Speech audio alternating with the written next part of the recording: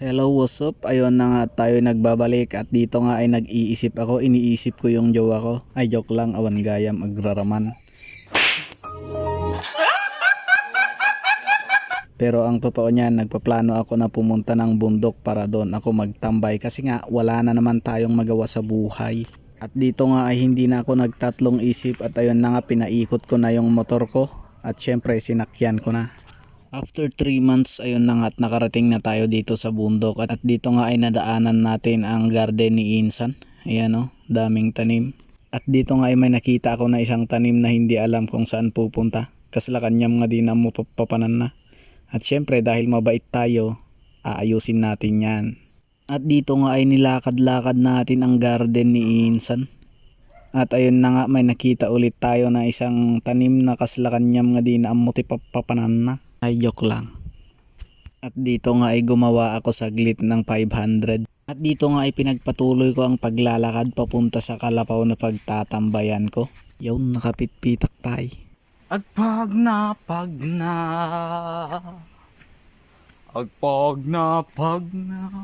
Dito nga ay may nakita tayong papaya. Sinubukan kong abutin pero mataas pala kaya naman hinayaan ko na. So ayan na nga. Andito na tayo sa garden ni Insan. Ang ganda oh. Ang lalang to. Ang lalang to oh. Oh, madami pang poste. Ang gagit ni Insan. You know? Oh.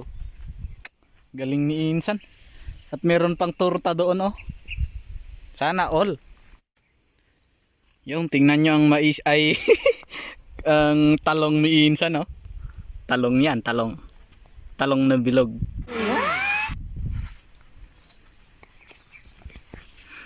Oh. Sana all. Daming bunga oh. Sana all.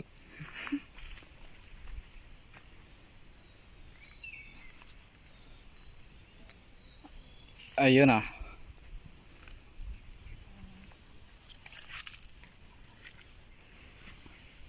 Oh, daming bunga. Saan ka ba? Nagasop.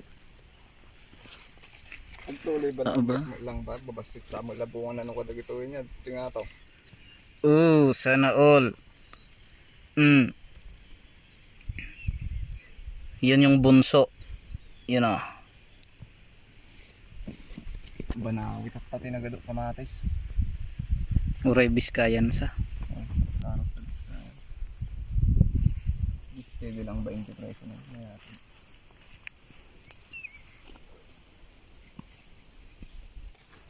Tignan mo naman ang tanim ni Insan. Ayan o. Ang ganda. Sana oil. Titignan naman natin yung torta. Torta pero wala pang bunga. 1 meter. Yan ah. Tututok. 1 meter. Yun ah. Ang tataba. Baluyet.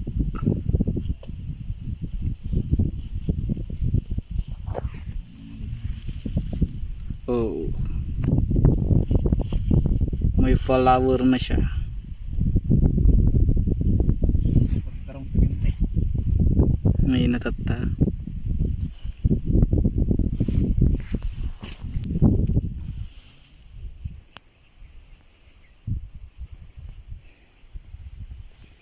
At dito nga ay nangunguha si Insan ng lulutuin para sa pananghalian. At bali ang plano ko nga pala dito ay makikikain na rin ako dito. Kaya naman nakikuha na rin ako para kahit papano naman ay may ambag ako. Ayan, di ba? Yun na nga at andito na kami sa kalapaw ni Insan. Bali dito na rin ako magtatambay.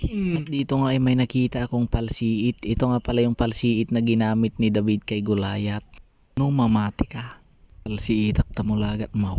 At dito nga ay nagpainit si Insan ng tubig at magkakape daw kami. Ang galing, di ba? Nagtatambay ka na nga may pakape pa. Sana all ng pagtatambayan ganito. So ayun na nga, oras na para lutuin ni Insan ang gulay na kinuha namin. Alam nyo ba na pag dito sa bundok kahit simpleng luto lang, kahit simpleng gulay lang, pag andito ka sa bundok ay sos, ang sarap kumain dito.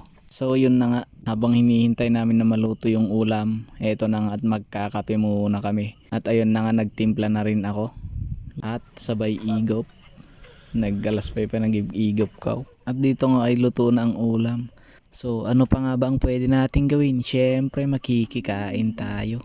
Sarap talaga minsan magtambay dito sa bundok. Tignan mo naman, may pakape na, may pakain pa. San ka pa? Nagtatambay lang. Yun na nga at pagkatapos namin kumain, syempre nag-ilad-ilad kami. Sabi nga sa Ilocano, dayawin tikinnan. 10 years later, yun na nga at solve na naman ang araw natin. At oras na para umuwi. At sa paglalakad ko pa uwi ay biglang